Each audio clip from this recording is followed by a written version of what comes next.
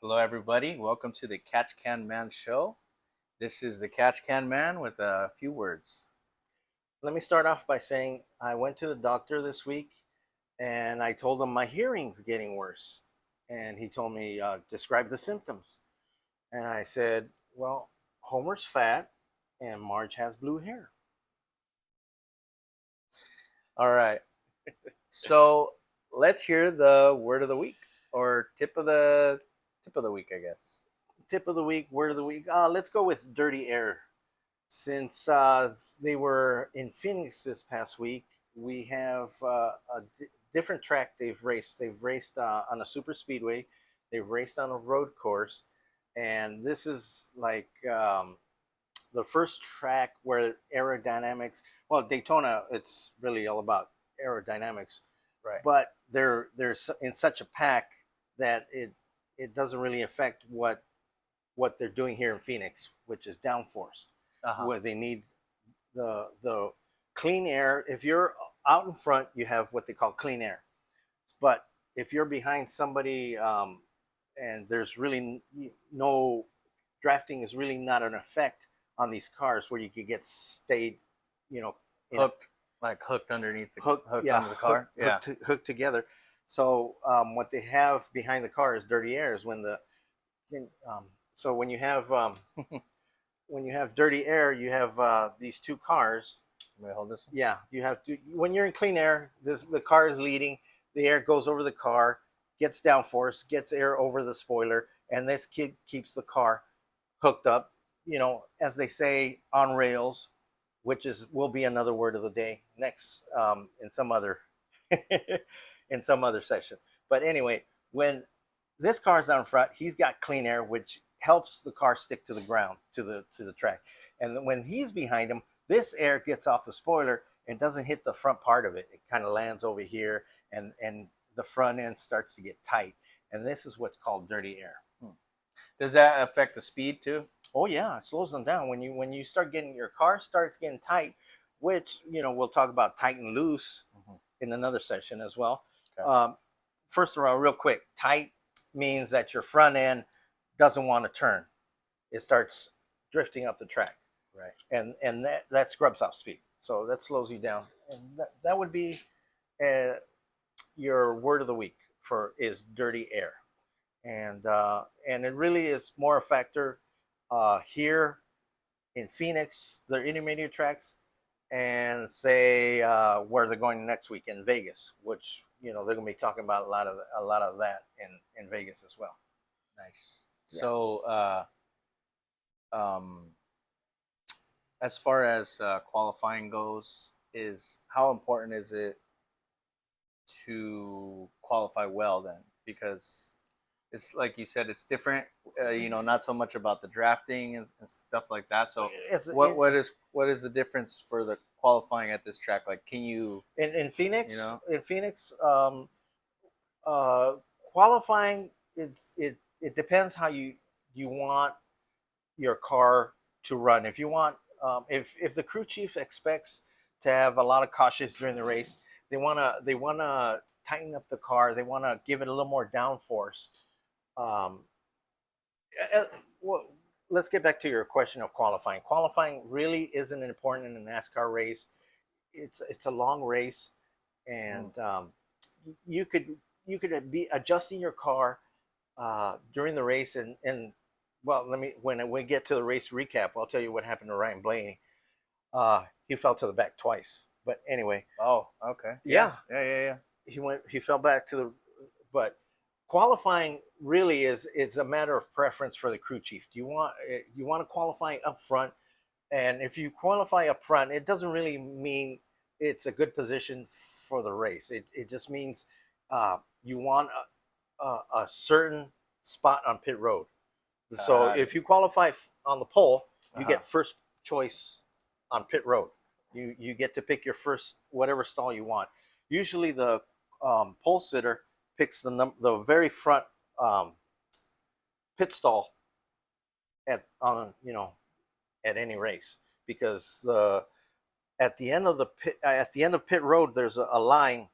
Whoever crosses that line, that's how they line up before the next restart. and qualifying is really all about just getting your pick selection.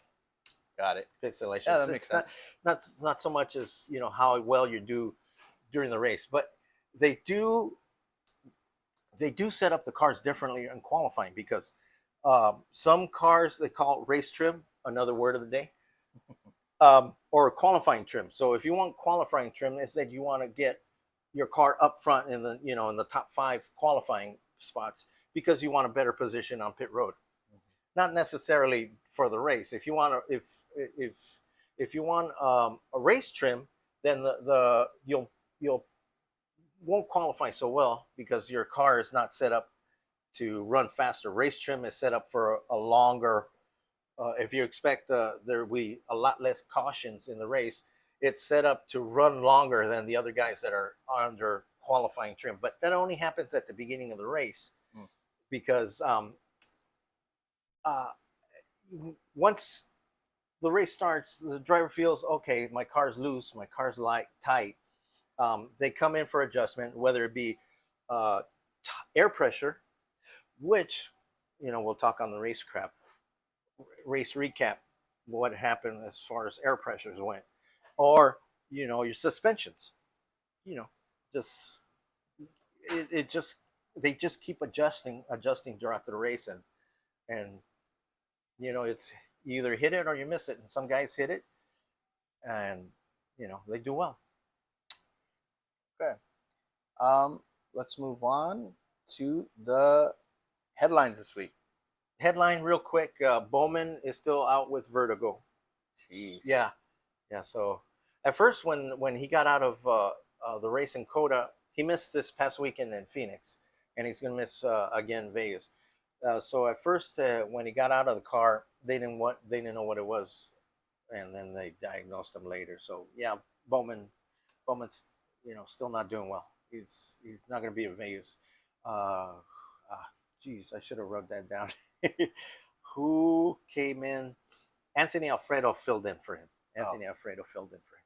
So not the same driver as the previous week? Phoenix was the first race he missed. Oh, okay. Yeah. Got it. That's right. Yeah. Okay. And then I don't know who's filling in for him this weekend. It might be Anthony Alfredo again. Okay.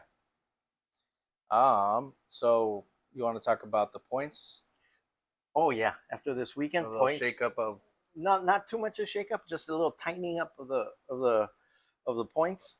So Tyler Reddick still up front, and Ryan Blaney. FYI, spoiler alert, he won the race this past weekend. He's tightening up it's getting to be a good chase, a good championship points race. Sweet. Yeah. And what are we expecting? Or you want to do your race recap? Yeah, let's do your race recap. Let's do the race recap. So before the race started, we forgot to. I guess we could do it here. Our rating. Oh yeah. To command to start engines. What do you think of that? What did you think of that? I don't know. I've seen a lot better. Well, remember we're rating him against Kevin James. Yeah, no, he's not even close. The GOAT. I'm gonna give this guy I'll give this guy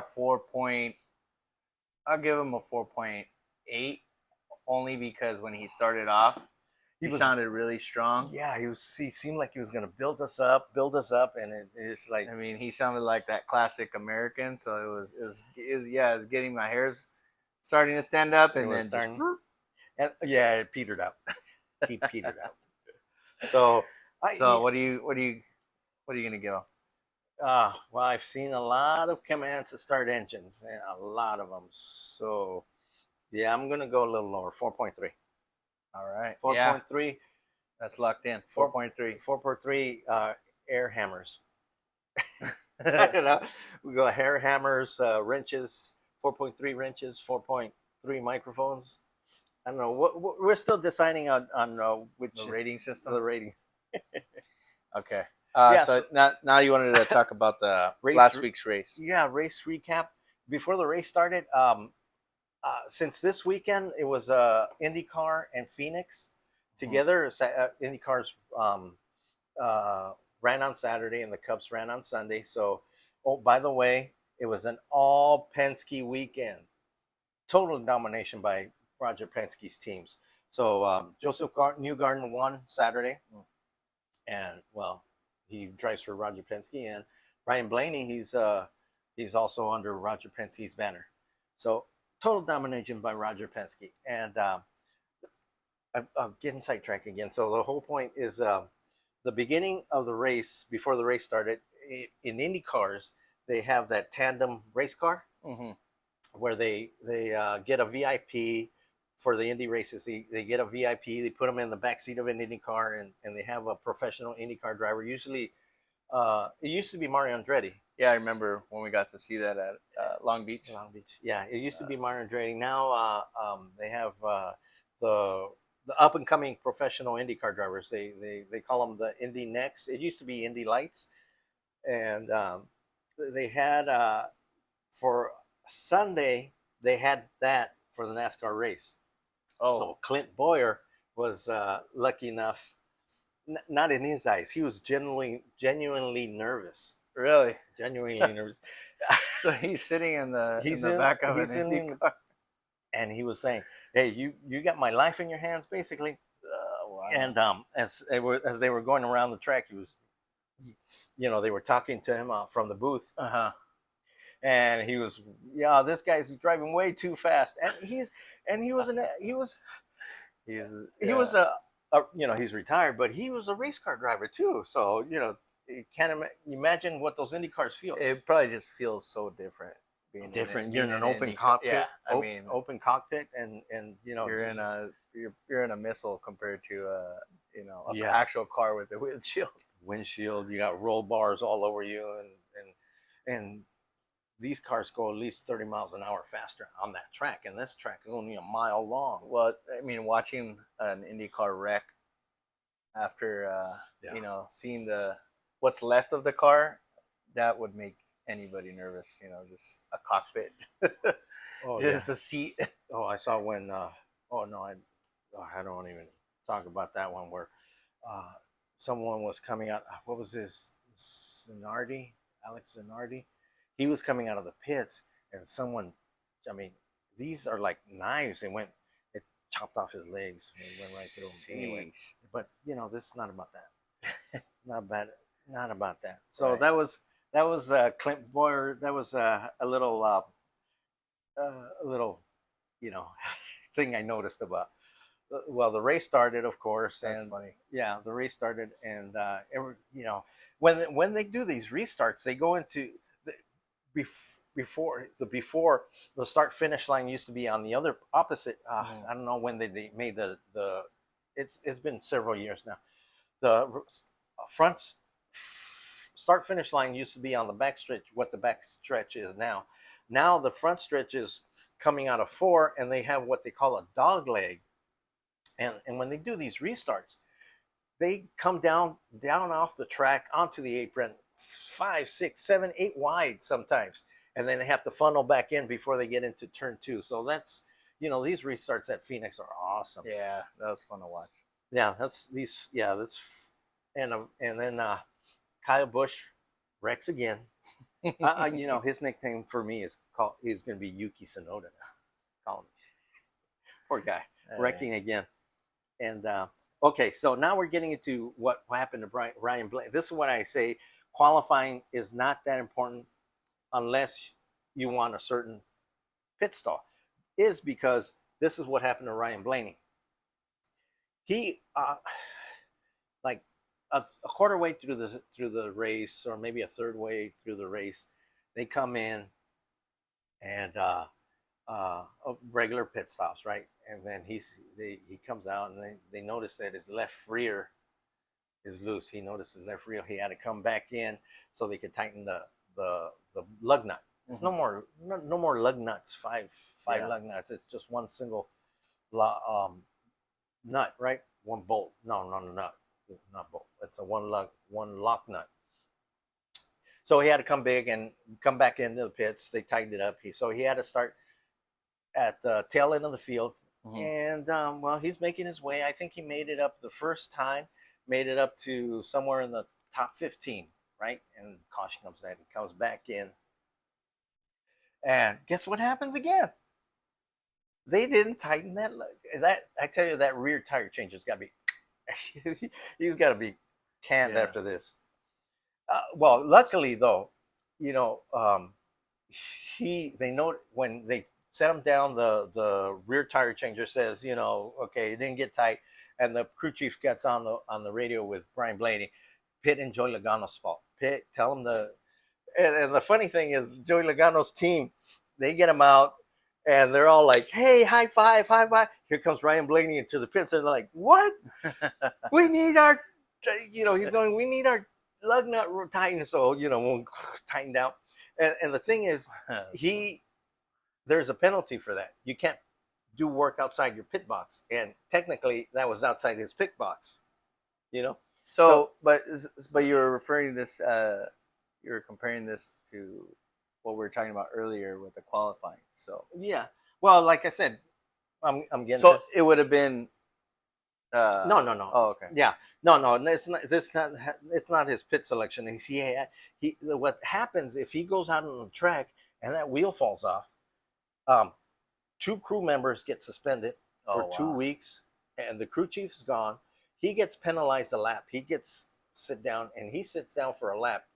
Watching, you know, a NASCAR officials in front of the car is like, hold your horses there, while he watches the whole field pass by him, and then you know they let him out. So that's why it was important for him to pit and Joey Logano's spot, because take that penalty. Instead Because of instead of, you know, which is worse, a fine, suspensions. two crew members suspended, him losing a lap. It's better for him just to pit outside his pit box, get a penalty, which is only restarting on the tail end of the field. So that's what happened. And the funny thing is, I just mentioned it, right? That Joey Logano's teams, they had a good stop, high five, yeah, all right. And they see Ryan Blaney coming to the sprint. They're like, what? That might tighten my lug nut, and tighten him up. He got penalty on his way, and well, that's hilarious. yeah, came back, and it was coming back through the field, and well, he won the race. Yeah, he won the race. Awesome. Yeah, awesome won the racing. race. And then and my favorite part, why everyone should be a Ryan Blaney fan. He you know, when they go to when they do their burnouts and they stop at the start finish line, they give them the checker flag, and every driver, you know, yay, I won, here's my checker flag. They jump on the car, yay, whatever. What Ryan Blaney does, he picks a kid out from the stands and hands him the checker flag. Oh, that's awesome. He's awesome.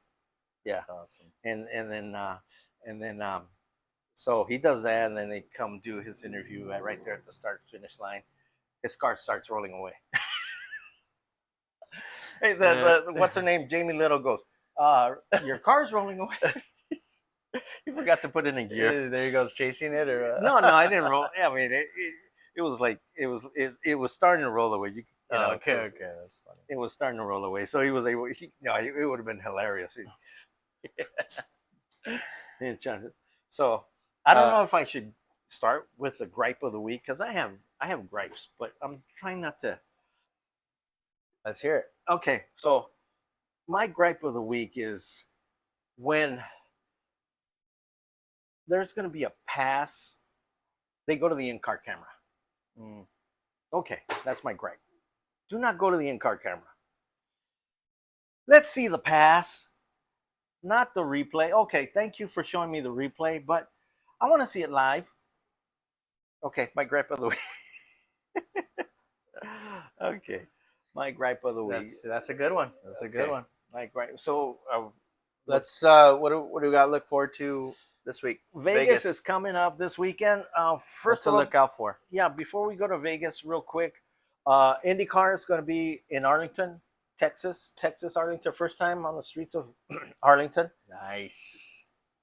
Formula One's going to be in Shanghai for the Chinese Grand Prix, and NASCAR is going to be in Vegas. So what to look for in Vegas is A lot of fun racing. yeah, it's one of those cookie cutter tracks, as they say. Yeah. Yeah, 1.5 mile, and the reason there's so many of them is because let's see if I can shorten this down. They started having all these cookie cutter tracks, 1.5 mile, like Vegas, Kansas, Texas. Of course, Charlotte's the original.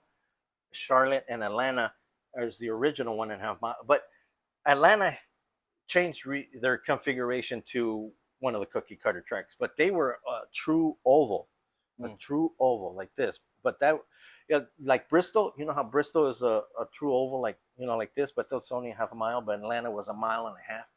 So Atlanta changed it to. But there's some good racing in Atlanta. But I lost my train of thought. We were talking about Vegas, the track, and how another what to look forward for as a cookie cutter track. Right. Well, why there's so many cookie cutter tracks? Well, when they were throughout the country, you know, NASCAR wrote half their tracks were on short tracks, but people started griping about when their favorite driver, since it was a short track, all the cars couldn't race, and certain cars had to go home, and people started complaining because there's not enough pit stalls on a short track. Got it. There's not enough stalls on a short track, so they started making these Ovals, these 1.5 mile ovals to fit all the teams, so everybody could see. Someone pays for admission ticket, and they see their favorite driver, like Richard Petty, go home. You know, it's like you want to come see Richard Petty, Dale Earnhardt. You know, yeah, that makes sense. These guys. So, but you know, some of them are, you know, like one time Jeff Gordon won one race. I forgot what it was. He goes, they were interviewing him, and he goes, "Yeah, I just won the boring 400." So that's one thing. That's one gripe about. Ooh, I had 2 gripes this week. One gripe about cookie cutters. all right. Yeah, and a little tidbit: the best average finish at Vegas, William Byron has, and the first win ever at Vegas was Mark Martin, and the team with the most stage wins is Rick Hendrick's team. So Nice. yeah, Cool. yeah. What are your predictions for this race? Okay, I'm not results. I'm not gonna go on a limb like I did last week when Ryan Blaney was sure lock, because as I was watching the race, I feel like it. I was sitting we were watching the race. I was sitting with my wife, and I go, well, when the first time he had to go to the back of the field for a loose lug nut, I go, well, and then she started, making fun of me, saying, okay, well, here it goes again. Don't pick anybody. You jinx them. I go, I guess I can't go.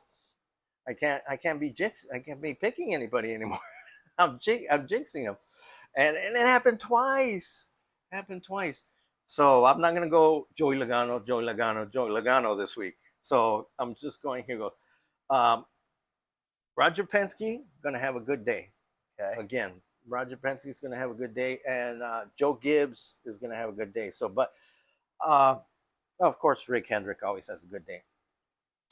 But here we go. We're going with Joey Logano, Ty Gibbs, Chase Briscoe, Denny Hamlin, Kyle Larson for this weekend. Awesome. See how we do. Nice. All right. Anything else? Anything else you want to cover? You know what? If there's anything else I want to cover, we'll do a part 2. I'll make some notes. Sounds good. We'll go part 2. All right. See you guys next week. Amen.